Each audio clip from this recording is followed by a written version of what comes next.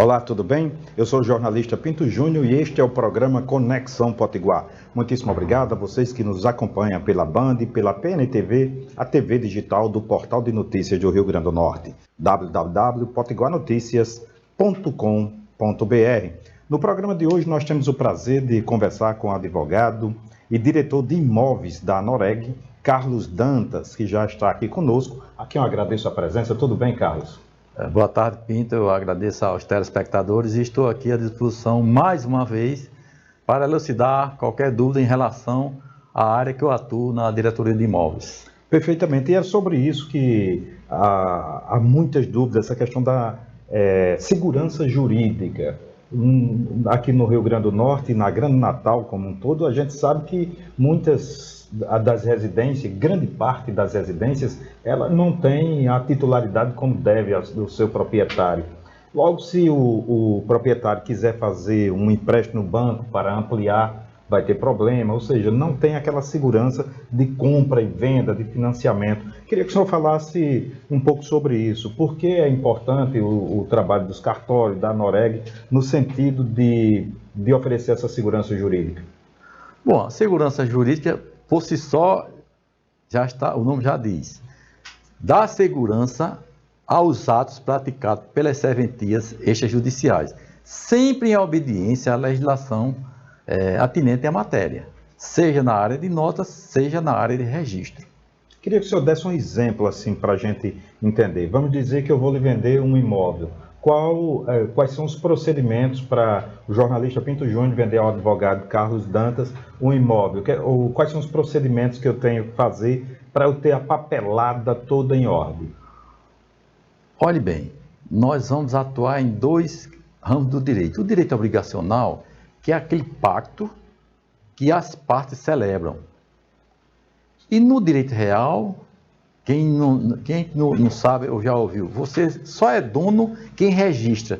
Então, esse registro é que transfere a titularidade e passa a segurança jurídica para o adquirente.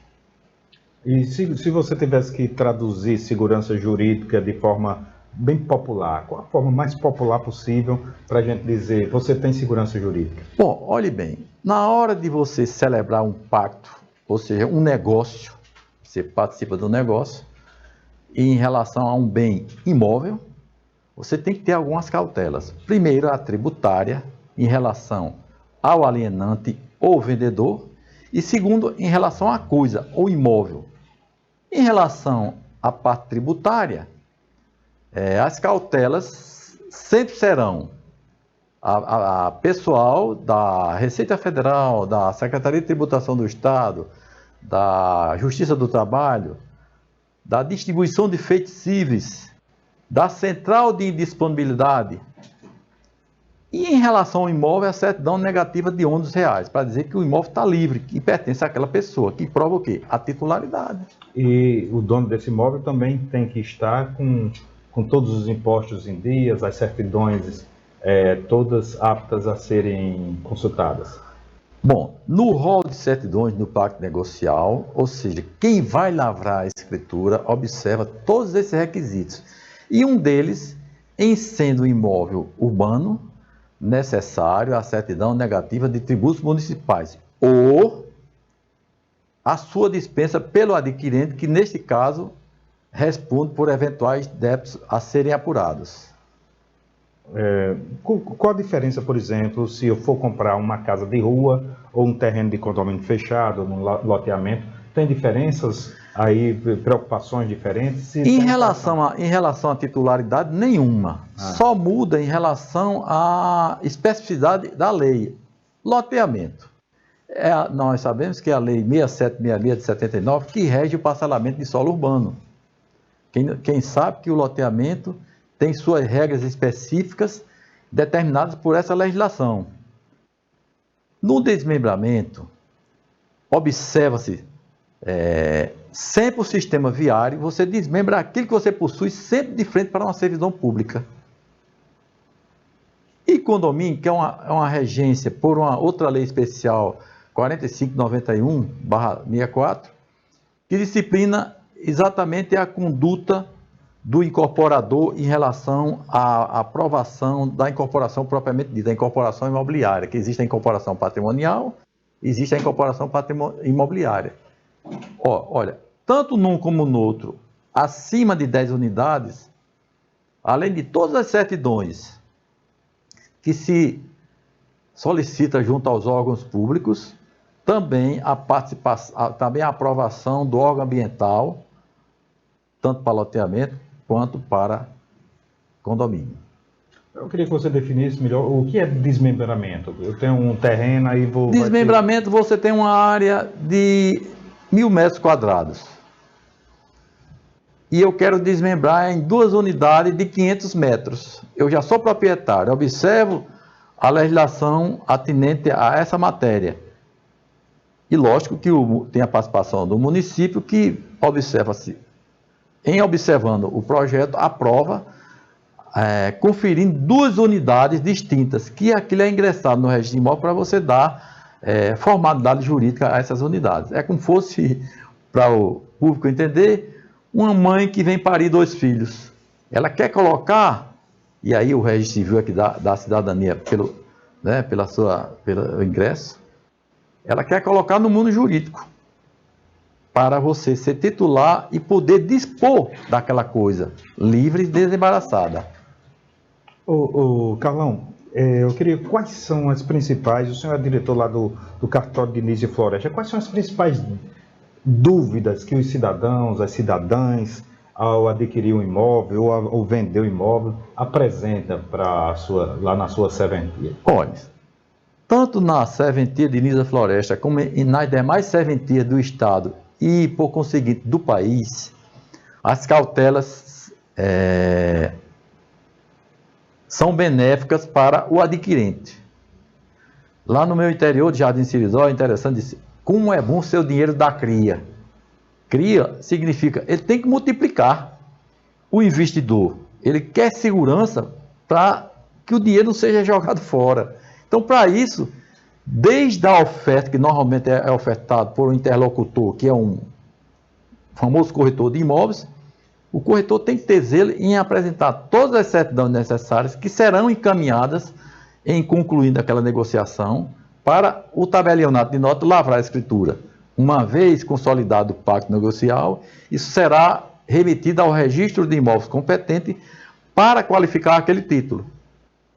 Certo. Também se diz no interior e na capital também se diz que juro não dorme, né? Juro não dorme. Quem está pagando o juro, você pode até dormir de cansado, mas o juro permanece acordado, se multiplicando. Não é verdade? Lembrando aí desse seu ditado popular. Eu queria saber se a regularização fundiária, ela gera algum lucro, algum benefício para quem? Para o município, para o cartório? Para quem ela gera renda? Olha, eu não diria gera renda. Ela gera uma satisfação para a sociedade que necessita desse trabalho. Foi editada em 2017 a Lei 13.465, que contemplou e disciplinou a regularização fundiária urbana e a rural. Inclusive agora, a Corregedoria Geral de Justiça do nosso Estado está normatizando o procedimento para as serventias extrajudiciais cumprirem, ou seja, juntamente com a SEAB, que é um instituto do Estado, o Ministério Público, a ANOREG, através das diretorias de nota e de registro, e daí fatalmente acontecerá um disciplinamento, porque tem a lei em relação ao assunto que é a 13.465, e tem a normatização da Corregedoria, como deve se comportar os notários e registradores, e principalmente registradores a respeito do registro da regularização fundiária. Por quê? Quem vai ganhar? Vai ganhar a sociedade que vive lá no seu lugar, sem título, e com esse título registrado, aquilo proporciona pessoas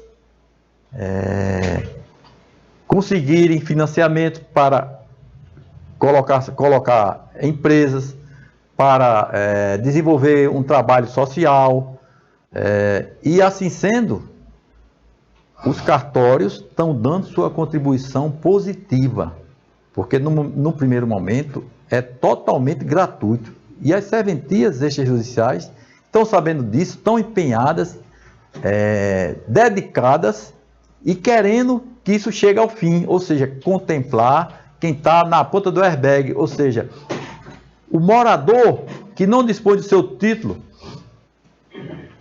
registrado. Ou seja, se alguém não tem o título, ele não pode contratar com bancos, né? Não pode operar no sistema financeiro, Perfeito. tendo em vista que o